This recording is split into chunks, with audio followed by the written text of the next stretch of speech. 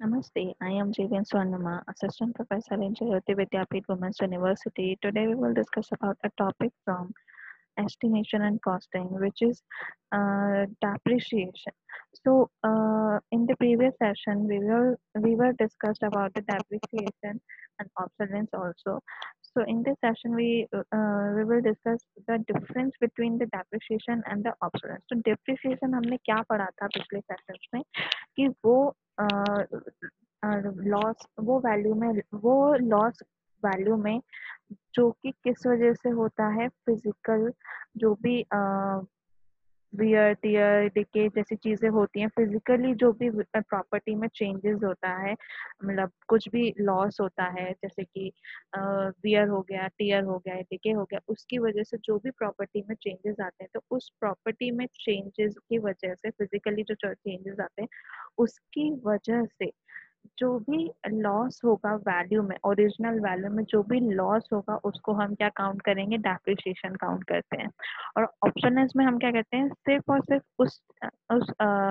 Loss की बात करते हैं जबकि क्या हो प्रॉपर्टी में कोई भी चेंज करना हो चाहे उसके डिजाइन में चेंज करना हो चाहे उसके स्ट्रक्चर में चेंज करना हो चाहे फैशन की वजह से चेंज करना हो चाहे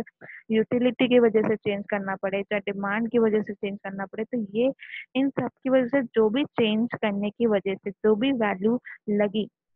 उस वैल्यू को क्या किया जाता है ओरिजिनल वैल्यू से डिडक्ट किया जाता है तो वो क्या हो गया हमारा लॉस हो गया हमारे ओरिजिनल वैल्यू से जो भी लॉस हुआ तो वो लॉस क्या कहलाया कि उसको हम ऑब्सोलेंस कहते हैं ठीक है ऑब्सोलेंस कहते हैं तो डेप्रिसिएशन और ऑब्सोलेंस हमने ये पिछले सेशन में पढ़ा था अब बेसिकली डेप्रिसिएशन जो होता है वो डिपेंड किस पर करता है कि ओरिजिनल कंडीशन कैसी थी क्वालिटी ऑफ मेंटेनेंस कैसा रहा और मोड ऑफ यूज हमने कैसा किया ठीक है इसी इन्हीं तीन चीजों पे डिपेंड करेगा अगर हमारी जो ओरिजिनल कंडीशन थी ठीक है उसके उसी के बेसिस पे हम क्या करते हैं हम कंपेयर करते हैं प्रेजेंट कंडीशन को ठीक है और जो क्वालिटी ऑफ मेंटेनेंस था अगर हमारी क्वालिटी ऑफ मेंटेनेंस पुअर रही तो ऑब्वियसली बात है जो हमारी प्रॉपर्टी है उसमें कोई ना कोई damages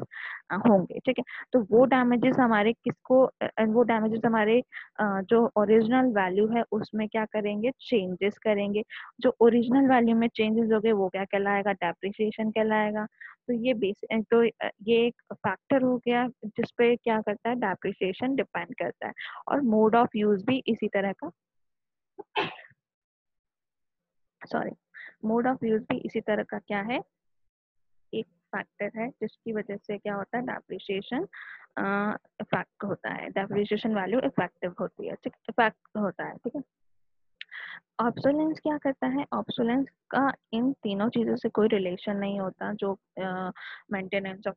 quality maintenance mode of use original condition कैसी है उसको कोई मैटर नहीं करता ऑब्सोलेंस वैल्यू किस पे डिपेंड करती है कि उस पर्टिकुलर टाइम में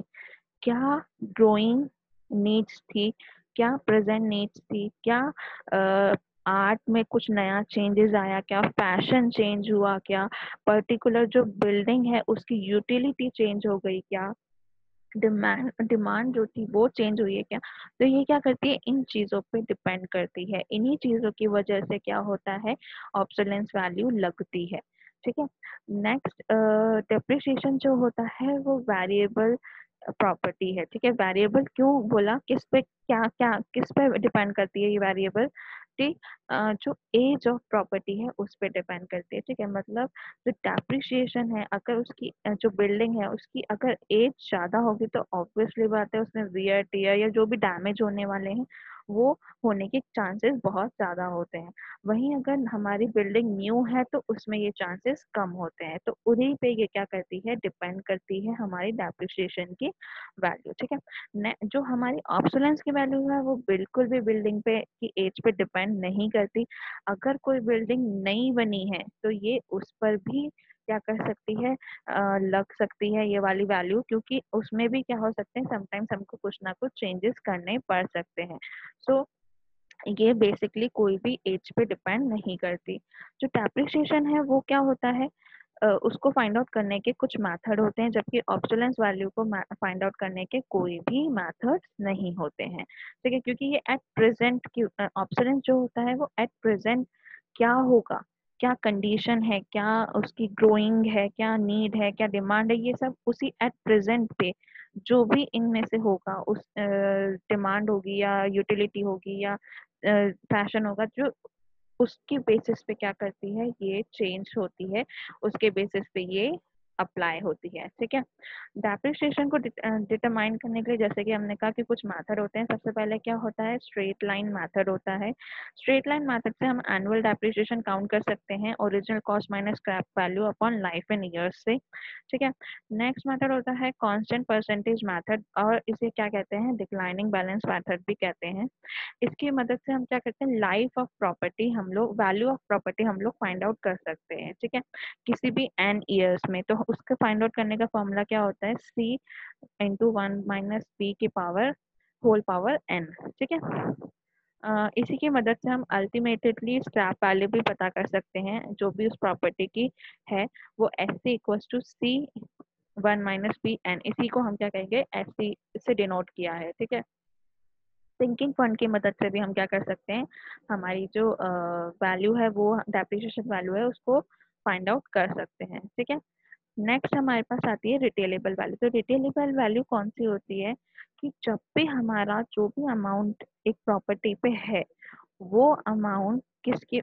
में से क्या डिडक्ट हुआ, अमाउंट ऑफ ईयरली रिपेयर्स जो भी लगते हैं वो डिडक्ट हुआ। तो वो डिडक्ट होने के बाद जो net annual value of property हुई, वो ही हमारी क्या कहलाएगी, रिटेलेबल वैल्यू कहलाती है। ठीक है, जो म्युनिसिपल और अदर टैक्सेस चार्ज होते हैं वो इस रिटेलेबल वैल्यू प्रॉपर्टी में काउंट किए जाते हैं। ठीक है, नेक्स्ट है हमारे पास एन्युइटी। एन्युइटी क्या होती है, वो एनुअल पीरियोडिक पेमेंट जो कि जिसको ये पेमेंट्स कौन सी होती है, जो कि पार्टी ने क्या किया हो, इन्वेस्ट किया हो कैपिटल अमाउंट पे, तो उस कैपिटल अमाउंट के लिए जो रीपेमेंट होगी, वही हमारी क्या कहलाएगी, एनुअल पीरियोडिक पेमेंट्स के तौर पे हम उसको काउंट करेंगे। ये जो एन्युइटी है, वो एन्युइटी क्या होती है, या तो पेड होती है एट द बिगनिंग, और या फिर at the end of each period of installment में ये पेड होती है। I hope you don't have any query in this session, but if you have, then please mention it in the comment box. I'll resolve it. This session is powered by Digital Version 2.0 JSC Vidyapeeth Women's University. Thank you.